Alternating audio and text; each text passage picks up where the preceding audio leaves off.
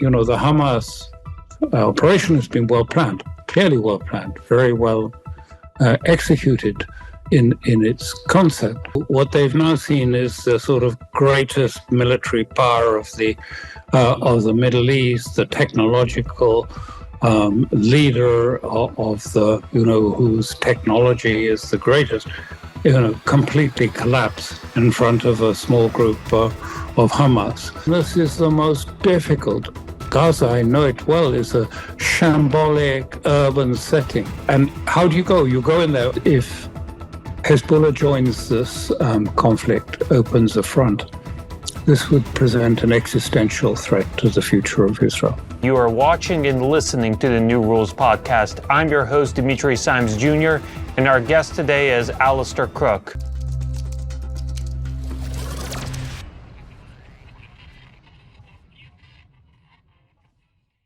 Hello, this is the New Rules podcast, and I am your host, Dimitri Simes Jr. Last Saturday, Hamas shocked the world by launching a surprise attack into southern Israel, accompanied by missile attacks on Tel Aviv. We're recording this episode on Tuesday, October 10th, and the dust has still not settled. Many basic questions remain unanswered. Why did this crisis erupt? How was Hamas able to catch Israel supposedly completely off guard? And are we on the brink of a new major war in the Middle East? To help us discuss these issues, we're very happy to welcome Alistair Crook, a former British diplomat and MI6 agent. Alistair, thank you so much for joining the program. My pleasure. Thank you for inviting me. This is obviously a fast evolving situation, but I want to step back and try to understand the big picture. What exactly triggered this latest Israeli-Palestinian crisis, and what was Hamas's motivation behind trying to launch its surprise attack? Okay, well, I have to go back a little bit and put it into the context. And it's a context that I think is not really very well understood outside of the region. And that context is that the Israeli politics have been completely divided. They are, if you like, they're in two parts. They're almost equally weighty movements that are opposed to one another in Israeli politics at the moment and are struggling. But the point is they don't share a vision about the future. They don't have a vision about history. And more importantly, they disagree fundamentally on what it is to be Jewish. More particularly, one side is Mizrahi, and the other side is largely Ashkenazi, liberal, secular forms. And it was quite astonishing. I was really struck when seeing suddenly the Mizrahi. For your audience, I should say the Mizrahi are the Oriental Jews who come from the Arab world and from North Africa. And the Ashkenazi are mostly the Europeans. And it was extraordinary because the Mizrahi have always been the underclass, the elements that have been put down in Israeli society, and they turned the tables and were now in office and in power and intent on taking forward their projects. And they are part of Netanyahu's government. They sit in cabinet and they have ministers. And they have two basic key commitments that affect us and affect what's happening at the moment. One is they intend to build the third temple on Temple Mount. Now, in doing this, they have a broad commitment to do this from the government as a whole. But let me just be clear, to be absolutely clear. In order to build the third temple on the Temple Mount, Haram al-Sharif, that means demolishing Al-Aqsa, the third holiest site in Islam, and a very important icon to all Muslims, Sunni and Shia. It means demolishing it in order for the temple to be rebuilt. But this is what the government is committed to doing in due course. The second commitment is to create Israel on the land of Israel. It's not that at the moment. But that would mean, again, to be very clear, that would basically mean removing the Palestinians from the West Bank, from most of the West Bank, either by, if you like, legal persuasion or by the settlers actually just taking action themselves and removing them. And what this says really, I mean, for the Palestinians, is that if Al-Aqsa becomes Judaicized, and if Israel is established as the state on the land of Israel and adopts Jewish law, halakha, then what is there of Palestine? What is there for the Palestinian state or Palestinian people to exist? So it's really an existential issue for Palestinians. And so we've seen during this process a period where every so often there is a provocation. And some of your listeners may recall that some 2 years ago, similarly, there was the settlers invaded the Temple Mount and Al-Aqsa Mosque and took it over. And the reaction was very harsh from Hamas, who fired many missiles into Tel Aviv and into the surrounding areas. And there was the beginning of something that was unparalleled. Because it was Al-Aqsa, also what we call the Palestinians of Israel, the Palestinians who are in Israel and Israeli citizens, as well as the West Bank, all of them rose up together. And it was for the first time we've seen a concerted, if you like, action. And it was not for Palestine. It was not for Hamas. It was about saving Al-Aqsa. And this is, if you like, it's an icon that resonates across the Middle East and is resonating now with demonstrations and meetings and huge mass mobilizations in support of Al-Aqsa. And then what happened was what triggered it, because this has been a process that has been going on and it was expected there will be more provocations. And then last Thursday, don't forget the action took place on Saturday. On Thursday, a large number of settlers invaded Temple Mount and Al-Aqsa Mosque. With the connivance and with the support of the security forces, they went on and took it. And that, I think, was probably the sort of, if not the motive, because it's been a recurring series of provocations, but this was the pretext to launch what Hamas had been preparing and which had planned. And then we had the invasion of Al-Aqsa Mosque, and that, I think, was the signal to say, okay, it's game on. So, I mean, this is really interesting. So even though the operation itself was launched from the territory of Gaza, the area in question, the area that is the source of detention, is the West Bank. The area that is the source of detention is Old Jerusalem and the site of the Temple Mount, which is both revered both by the Jews as the site of their first two temples, and is also the site, if you like, the most holy mosque for the Muslim world. And the Temple Mount is off limits for non-Muslims to enter the actual, if you like, Al-Aqsa, the mosque itself, and to pray there. Only Muslims can do that. But at the moment, the security forces are allowing radical settlers. And Ben-Gvir, who's the Minister for Security, has been very adamant in saying, this is ours. The Temple Mount is ours.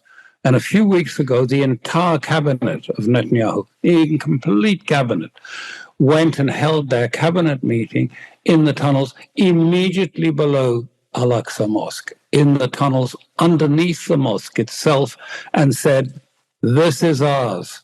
It's our property. We control it. And so this was seen as a huge threat to Muslims everywhere.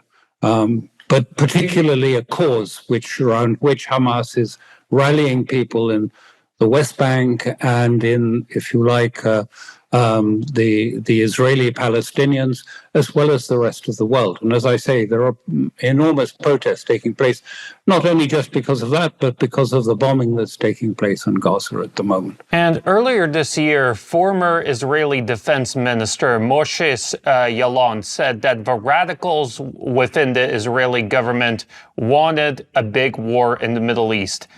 Since we've been talking about the two different factions in Israeli society, who are exactly these radicals and why do they want a big war? Well, the radicals are a coalition, and they involve, first of all, if you like, the radical settler and the national religious groups together in a broad coalition.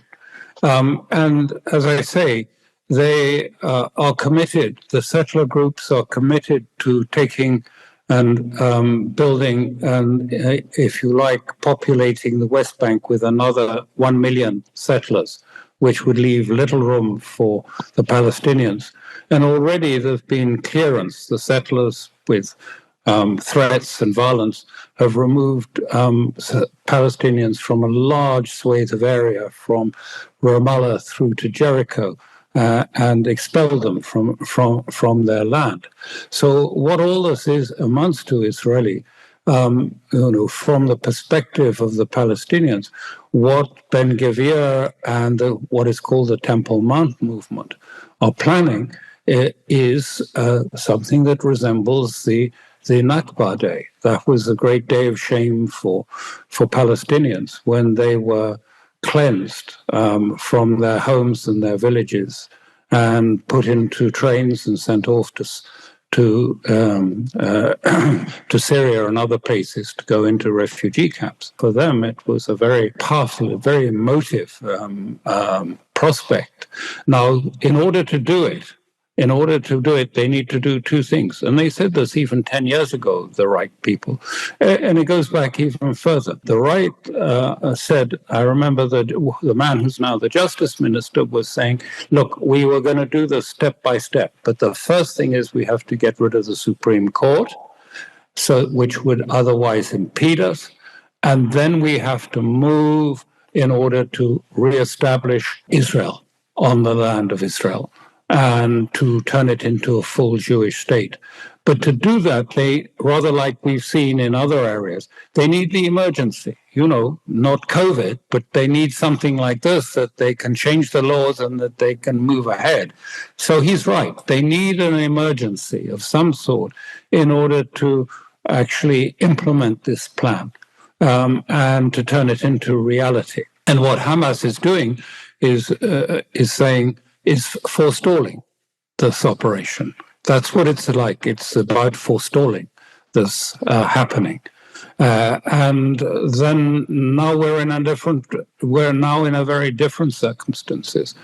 Israel has been humiliated and feels very much the defeat of what's happened in the last few days, and is going to take revenge.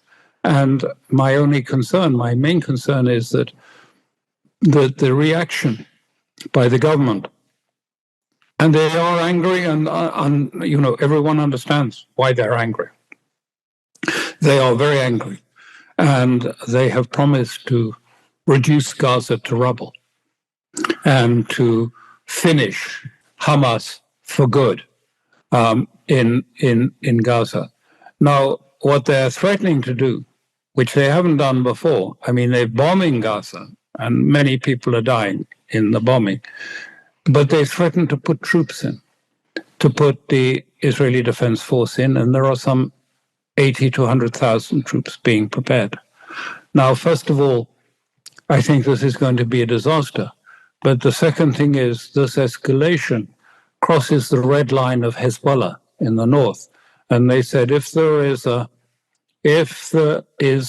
an invasion of Gaza by Israel, then they will, if you like, trigger the next front. They will open the next front, i.e. the Lebanese Hezbollah front, into this conflict. And as things stand, because already the northern area is heating up, there've been exchanges, the Israelis have, with artillery fire, have killed 3 Hezbollah cadre members, I mean, members of their army, of their forces, and wounded 4. And Hezbollah said they are now just waiting for the moment to kill 3 Israeli military officers in revenge for this. So I think we're on a course for escalation. And what is particularly worrying is, the language being used in Israel, even by serious commentators like Giora Aland, who is a former security advisor, and he's saying, we have to move. What is the next thing? We have to move to a humanitarian disaster in Gaza, so great that it changes the paradigm. And that is what is being planned.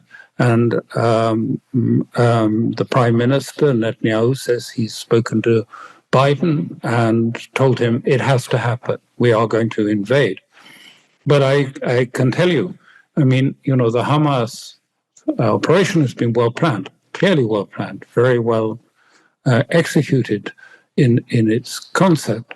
And of course, they knew and they expected that the reaction, the Pavlovian reaction, is always that Israel then bombs Gaza. It happened 2 years ago, and it's happened several times earlier. So they knew that. And so what do we expect? Well, if the troops do go into Gaza, and I was during the first Intifada, I was in Nablus and in Jenin, and I saw this. This is the most difficult. Gaza, I know it well, is a shambolic urban setting.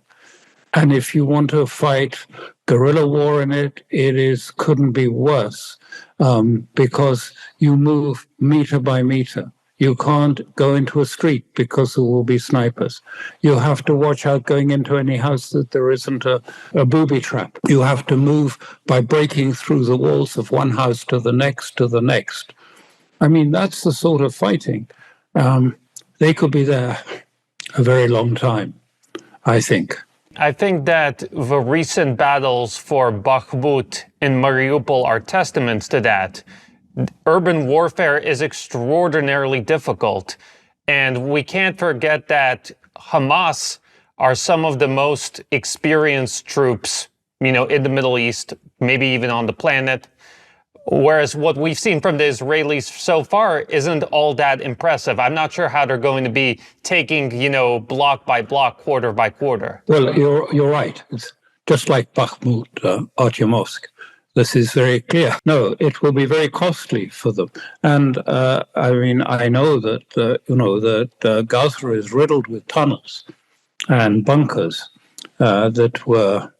Originally, the Hamas had some difficulty in constructing them, but they got help from others in other parts of the Middle East, and now they're constructed. And so, and how do you go? You go in there. What are you looking for? How do you identify a Hamas member? He doesn't have a tattoo on, or he doesn't have a uniform. They're not distinguishable from any other male population, and the population is large, about 3 million altogether in Gaza. I'm guessing that, what the Israelis might be banking on is that they have such overwhelming Air Force superiority that they can just level all the buildings in Gaza to the ground and hopefully move in troops there. But I'm not sure to what extent that's a viable strategy as well, because even when you fight in the rubble, urban warfare is very difficult. Well, this is what they're doing. And there are apartment blocks that are being razed to the ground, which have all the families in them. The huge casualties coming out of this. They are just bombing. It's supposedly against targets, but they bombed the third oldest Christian church in the world there. So it wasn't such a very obvious military target. But they're also bombing and collapsing, just as they did in Beirut in 2006 in the Dahi area. They're just collapsing these buildings, often on the people and the population. And of course, I mean, this is the visuals of this. The television is broadcast around the Arab world, and it's stirring huge protests and anger and movements. And so, you know, how long are they going to do this for? How long are they going to continue? And what happens if they insert troops and then Hezbollah enters the war? I just saw before coming on this program that Hamas have told the residents of Ashkelon, which is an Israeli city, to evacuate it. Now, I don't know what they're intending, but the Hamas forces have not been all eliminated. They're still present, some parts of the territory. But clearly, I mean, I think everything points to, I mean, at the moment, unless someone can pull it back, we're on an escalatory pathway. Now, what I saw just before I came on again also, which is really quite concerning, is that apparently, this is in Yediot Ahronot, the Israeli paper, and they are saying that that a French diplomat has passed a message to Hezbollah saying that if Hezbollah were to open the front in Lebanon, then Israel, and it claims with American support, will attack Damascus and take out Assad and all of the leadership of Syria. And it suggests that the aircraft carrier group that has been sent there would be in a position to take out the leadership of Syria. And they said to this letter purports, I mean, this is in the Yediot Ahronot, which is a serious newspaper, saying that this is the threat that Israel is making to deter Hezbollah from interfering with turning Gaza into rubble. I want to remind our audience members that you are watching and listening to the New Rules podcast. I'm your host, Dimitri Simes Jr., and our guest today is Alistair Crook. Alistair, we left off talking about the prospect of U.S. interference involvement in this conflict, but I want to step back for a moment and ask you, what does this crisis mean for the U.S. standing in the Middle East? Because obviously, over the past several years, both the Trump and Biden administrations have tried to reconcile Israel with the Arab world in order to form a grand anti-Iranian coalition. Is that initiative basically dead? Yes, it is. I still see it. They talk about, this great reconciliation with Saudi Arabia and Israel as a game changer that'll change everything. It won't. It won't change it because, I mean, I don't know if they don't follow the news or something, but haven't they heard China mediated a reconciliation between Iran and Saudi Arabia? It was several months in the preparation, and it's been very successful. And most of the Gulf states are now cooperating and indeed involving themselves in things like a Gulf Naval Force, protection force. And the whole Saudi Arabia is a candidate member for the Shanghai Cooperation Organization and has just joined the BRICS, of which Iran is a member of both those organizations. And they only became that because of the support of Iran for that.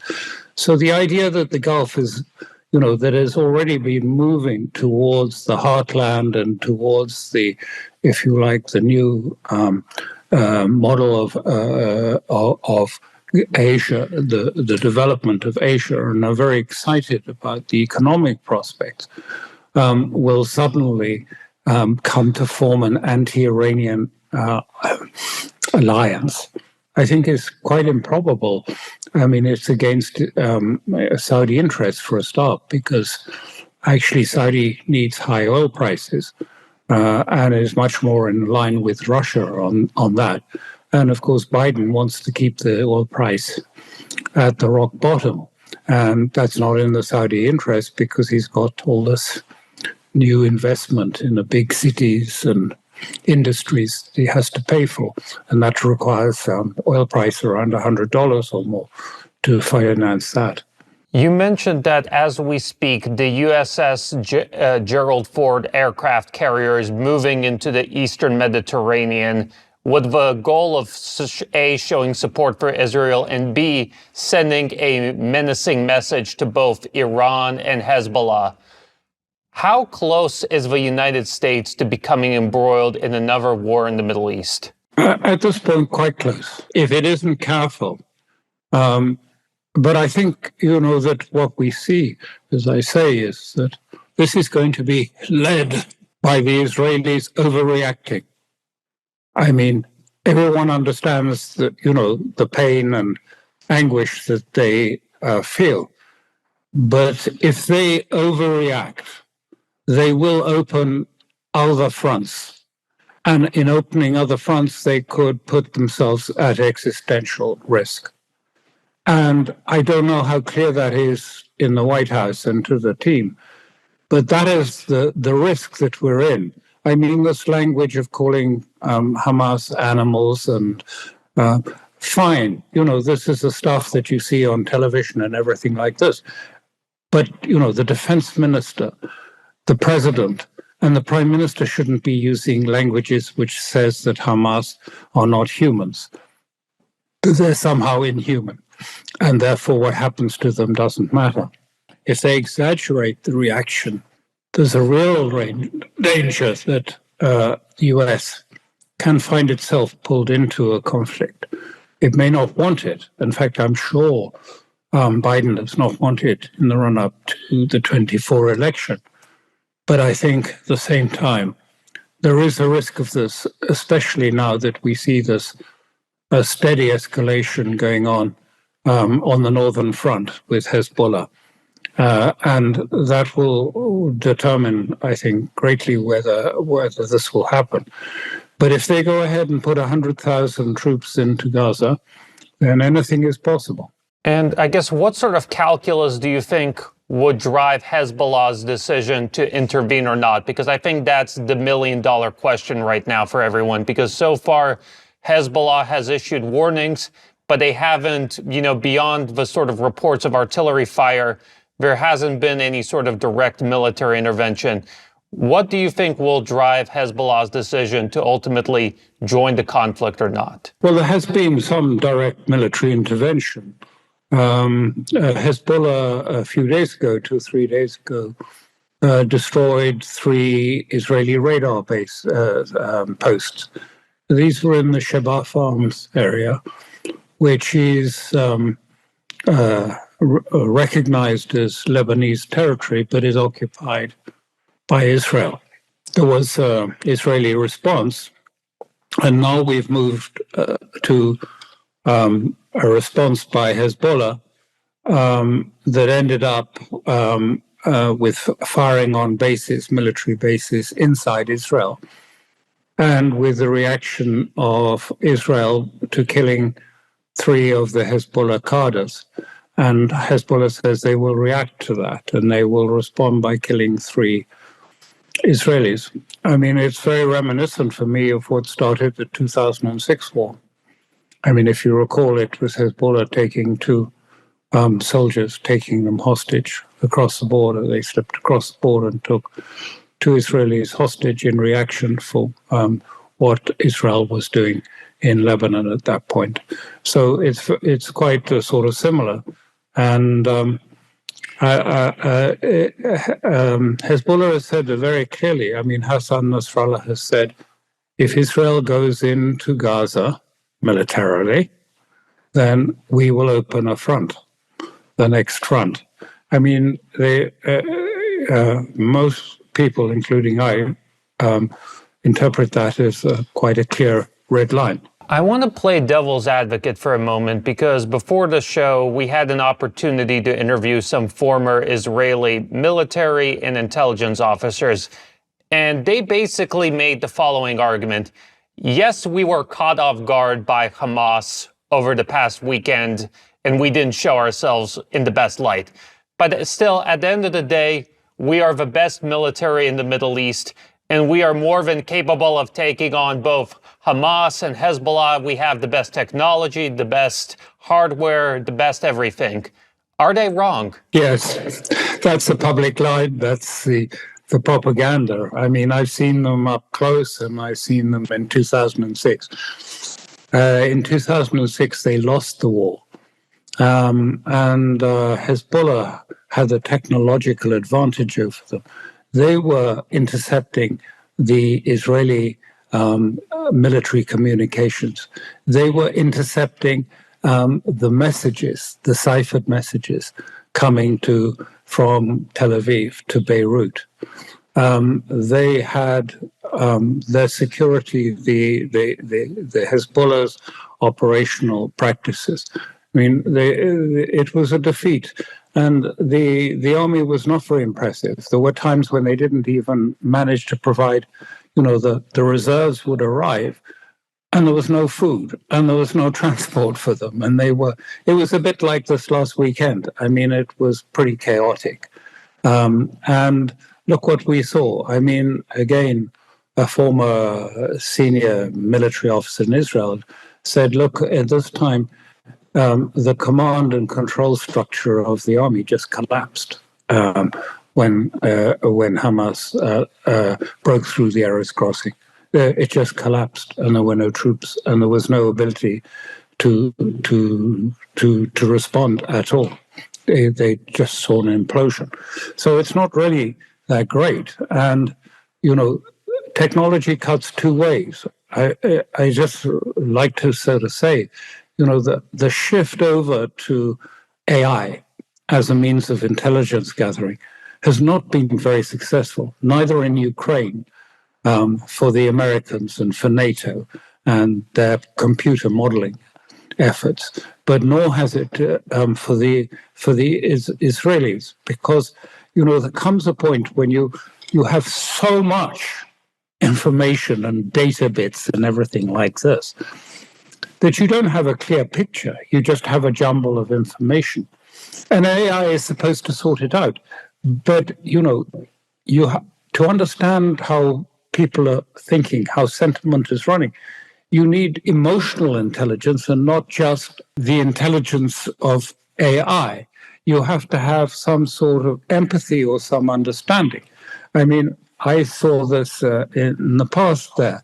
I mean, the West is finding it harder and harder to understand, to empathize with other, if you like, civilizations, whether it's Russian or Iranian.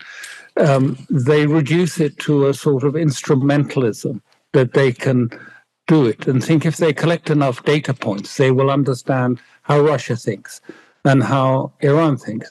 And of course, they don't get into that to get into the mindset. They don't get into the way of thinking, which is quite different. Even the language is quite different. And the capabilities of AI to understand symbolic meaning, and let alone some of the sort of esoteric elements of Islamic meaning. I mean, it's just, it depends on who's writing the AI. But I mean, for sure, it'll be someone who's lived all their life in the Western sphere and finds this all a mystery. So this sort of seems like the Israelis have a classic problem seen across Western militaries, where you have these sort of very expensive high-tech toys that you fill up your weapons arsenal with. But when it comes to real battlefield conditions, they just don't stand up. Yes, you have it exactly right. Remember, it was Jake Sullivan 2 weeks ago said the Middle East has never been quieter. It's been so quiet during this time. I actually don't have to spend much time following it because it's so quiet. And that's, this is the delusions. I mean, we've experienced that very much in the case of, the Western thinking about Russia and getting it wrong so many times on its attempt to try and understand Russian intentions and Russian plans. And, they apply just, their sort of mechanical way of rationality to it. And it just doesn't always work very well. So, I mean, I guess that begs the question. So if Hezbollah does intervene and the Israeli military finds itself fighting on two fronts. What do you expect to happen? Well, I expect to be surprised. I know that sounds a sort of contrarian view, but I think this is not unexpected. What's happening? It's been planned, and I would think that Hezbollah have surprises up their sleeve, and I can't even guess at what they are. They might actually invade Israel. It's quite possible they would do that. They have 100,000 troops, all experienced. They've been fighting in Syria against ISIS, Daesh for a long time. They're experienced. They're very sophisticated technically. I don't know what they'd do. I mean, look, even little Hamas sort of flew in its its people on hang gliders across the fence. And, if, Israel ends up finding itself on the ropes where it's facing a tough fight from Hezbollah from the north, from Hamas to the south, what sort of position does that leave the United States in?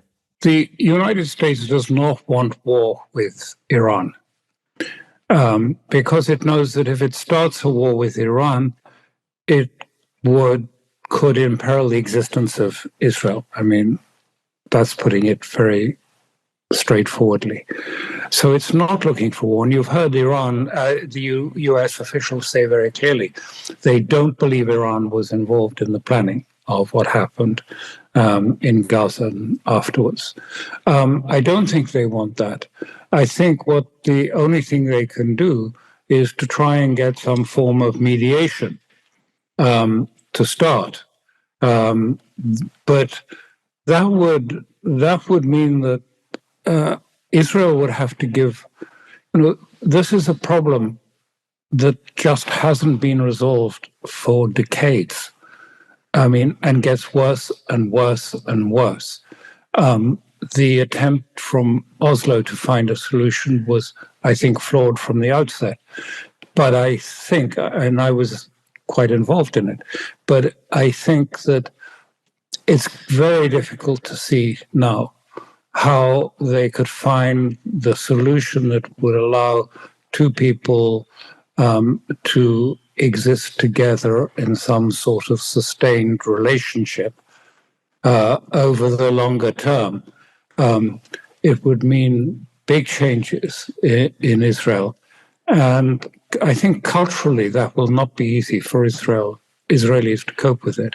Culturally and psychologically, I don't think, are prepared for making concessions. I very much hope they are. I mean, just like, in the case of Russia, I mean, the great lacuna is at the end of the Second World War, there was never a written treaty that established spheres of interest. I mean, basic things like that. It was not done. It was left to sort of vague understandings and a few comments here or there about not an inch further than Germany. And this is still the same problem there, that there hasn't become a sort of basis by which there can be a discussion about the interests of the Western sphere and what is increasingly becoming, the heartland sphere. They have interests. I mean, Russia and China have interests because of trade and transport corridors and the Belt and Road and the North-South corridor, all these things too. But there isn't anyone who seems able or willing to do that or to start and say, let us define how, the Atlantic sphere is going to live with the heartland sphere for the next 10 years and deal with any crisis that should come up. But, sometimes it's going to be necessary. I want to remind our audience members that you are watching and listening to the New Rules podcast. I'm your host, Dimitri Simes Jr., and our guest today is Alistair Crook. Alistair, I think it's fair to say that the timing of this crisis could not be worse for the Biden administration because we're 4 months into a Ukrainian counteroffensive that I think has disappointed everyone in the West. we're at a juncture point where people in Congress are locking horns over the future of Ukraine funding. And now you have this explosion in a part of the world that many Americans consider to be more strategically important than Ukraine. So my question is this: how does the Israeli-Hamas crisis impact NATO's proxy war in Ukraine? Oh, I mean, in some sense, you put it very mildly, but I think, the offensive is so clearly failed in all sorts of senses. But now Ukraine is in a position where it doesn't have men, it doesn't have ammunition, it doesn't have money, and above all, it doesn't have the sort of will to go on with the war. I mean, its manpower has been decimated during this offensive. It has achieved nothing. So in some ways, you could say that this could be a way out for America, that while the attention is turned to what's happening in Israel, this would be an ideal moment for them to just quietly, move away, back off Ukraine and concentrate on Israel and China. Whether they will do that, because at the same time, what's happened in Israel seems to have stirred up a great sort of head of steam under the neocons and the war hawks. I mean, generally, not just about Israel, but they're now looking at Iran and against all the security threats that America is facing, including Ukraine. So, I mean, it depends about how much power and how much sort of zest there is given to the sort of Lindsey Grahams and the others to sort of say, no, well, we mustn't leave Ukraine out. But I mean, in another way of looking at it, it would be the ideal moment for the United States to cut its losses in Ukraine, get out, and let Moscow sort out the next stages of it and find some sort of new government. It needs a new government. It's not possible to do it with the existing Kiev government as far as Russia is concerned. They cannot deal with the ultra-nationalist group there because the ultra-nationalists don't accept Russians as really anything other than Asians and as such really not even human. And they say that, and that you can see that in the statements by people like Danilov, the National Security Secretary. I was born and raised in the Washington, D.C. area, so I'm pretty familiar with the U.S. foreign policy establishment. And the one thing I can definitively say about them is that above all else, they think about prestige and status. And I remember how people were horrified by the fall of Kabul because it was this sort of vivid picture of, bearded men with AK-47 and sandals chasing out supposedly the most powerful military in the world. And that's why I'm inclined to think that both on Israel and Palestine and on Russia, Ukraine, even though the risks of escalation are very great, they will double down because they can't bear the idea of being humiliated by Russia and especially by Hamas. Of course, there's going to be a read across. Just as the rest of the world has seen NATO humiliated and its doctrines exposed as hollow, and even its vaunted technological weapons not performing very well on the field and ending up as burnt-out hulks.